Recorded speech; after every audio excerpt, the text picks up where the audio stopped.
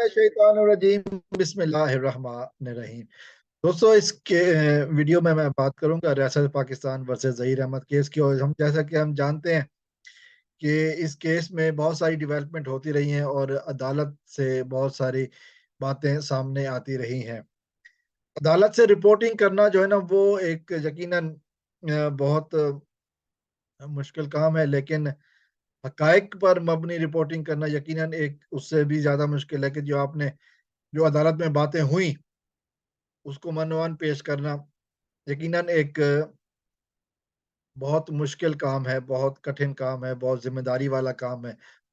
और यही हकाइक लोगों के सामने लाना, क्योंकि अदालत में वीडियोस की या कैमरा की इजाज़त नहीं होती। जो बातें होती हैं वो वो होती हैं कि जो वहाँ पे अफराद मौजूद होते हैं वो लिख के ले आए और वो आकर फिर बयान करें, या जो उन्होंने सुना है उसको बयान करें। तो इस सिलसिले में हमने देखा कि कराची में एक बड़ा नाम है शाहिद हुसैन साहब। शाहिद हुसैन साहब जो है ना, मुख्तलिफ अदालतों में जाते हैं और रिपोर्टिंग करते हैं।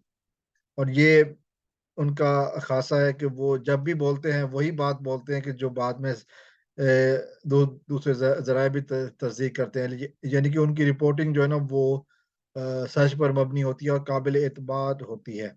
ऐसी बातें वो करते हैं कि जिन पर इत्मीनान किया जा सकता है। हालात वाकयात भी बताते हैं कि जब फैसला सामने आता है तब भी वही बातें होती हैं कि जो शाहिद साहब हुसैन साहब रिपोर्ट कर चुके हैं। तो मेरे ख्याल में ये सबसे बड़ी क्रेडिबिलिटी है उनके लिए कि जो जिस तरह रिपोर्टिंग करते हैं, फिर जिस तरह के अल्फाज अदा होते हैं वही अल्फाज वो बाहर आके लोगों को बताते हैं। मेरे ख्याल में सहाफत का यही एक नजरिया होना चाहिए कि आपने किसी बात में अपनी तरफ से रंग नहीं देना, बल्कि हकायक बयान करने, जो आपका काम है। अनफॉर्चुनेटली दूसरी तरफ से हमने देखा गया कि जो जहीर गैंग के हिमायत याफ्ता सोशल मीडिया ग्रुप है, उसमें जो साहब ये काम करते हैं वो बातें सुनते तो शायद होंगे, लेकिन सुनने के दौरान वो अ, इस तरह का अंदाज अपनाते हैं कि जो हकीकत से बहुत परे ले जाता है। और कई मौके पर हमने देखा कि जी उनको सुबकी का भी सामना करना पड़ा, उनका झूठ पकड़ा गया। लेकिन बहरहाल ये एक सहाफत ऐसा शोबा है जिसमें आईना दिखाया जाता है, आईने में रंग नहीं डाले जाते।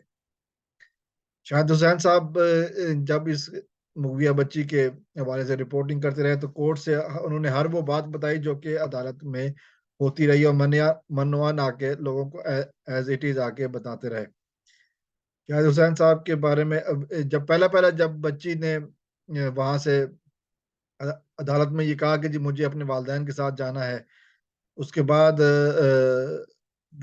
शाहिद हुसैन साहब ने उससे पूछा, बेटा आपको दुआ आपको कैसा लग रहा है? तो उन्होंने तो उस बच्ची का जवाब आया, क्या लगता है?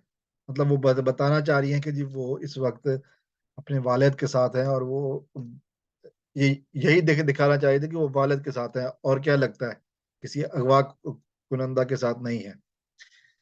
इस बात को लेकर दूसरी तरफ के जो यूट्यूबर्स हैं उनको बड़ा वो हुआ कि जी शायद वो बच्ची ने किसी और कॉन्टेस्ट में बात किया, और उन्होंने पूरा जोर लगाया इस बात को साबित करें कि वो शायद लड़की गुस्से में बोल रही थी, या उसके बोलने का मकसद कुछ और था। और मुसलसल जब से बच्ची जो है ना अपने घर गई है, इन लोगों का गलत गलीज प्रोपेगेंडा जारी है।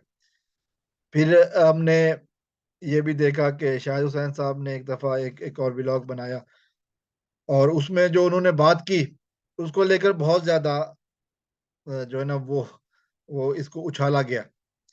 शाहिद हुसैन साहब ने ये कहा कि जी बच्ची ने घर पहुंचकर अपने वालिद के फ़ोन से, मैं फिर वही दोहरा रहा हूँ, अपने वालिद के फ़ोन से, बच्ची ने घर पहुंचकर अपने वालिद के फ़ोन से शाहिद हुसैन साहब को मैसेज भेजा, और एक ऑडियो मैसेज भेजा, और उस पे उन्होंने कहा कि जी अंकल आपको कैसा लगता है अब कि अब मैं घर में हूँ।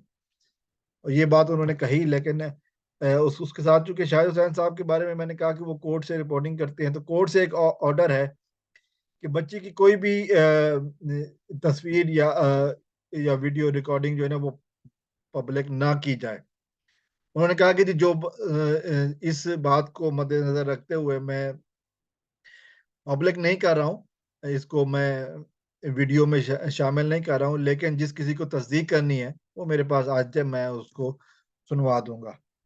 ظاہر ہے ایک بندہ جس کا ٹریک ریکارڈ یہی ہے کہ وہ مسلسل سچ بولتا آ رہا ہے، وہ مسلسل حقیقت پر مبنی رپورٹنگ کرتا آ رہا ہے، جب اس نے یہ بات کہی اور وہ کلم کہہ رہا ہے کہ جس کو بھی ثبوت چاہیے میرے پاس آ کے سن سکتا ہے، لیکن میں کسی کو بھیجوں گا نہیں کہ کورٹ کے آرڈرز ہیں۔ اس کے بعد پھر وہ گینگ کی طرف سے پروپیگنڈا شروع ہو گیا، جو ان کا معمول ہے، کذاب گینگ جو ہے، جھوٹا گینگ۔ اس نے باتیں شروع کر دیں کہ ایسی کوئی بات ہے نہیں، ہے ہوتی تو وہ سامنے لاتے، حالانکہ یہ بھول رہے ہیں کہ یہ باتیں انہوں نے جو بات کہی ہے کہ میں اس کو پبلک اس لیے نہیں کر رہا چونکہ عدالت کا حکم ہے۔ اب وہ چاہتے ہیں کہ یہ عدالت کے حکم کو اگنور کیا جائے، جیسا کہ یہ لوگ کرتے آئے ہیں۔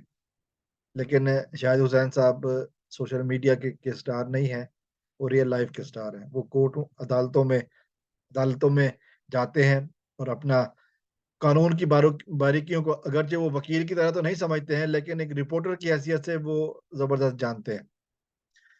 تو یقیناً ایک بات ہے جو کہ کہی جا رہی ہے اور وہ غلط پروپیگنڈا کیا جا رہا ہے، لیکن شاہد حسین صاحب میں ظاہر ہے پاکستان میں نہیں ہوں، پاکستان سے باہر ہوں اور ورنہ میں اگر کراچی میں ہوتا تو یقیناً میں جا کے وہ آڈیو سنتا ہوں ان سے۔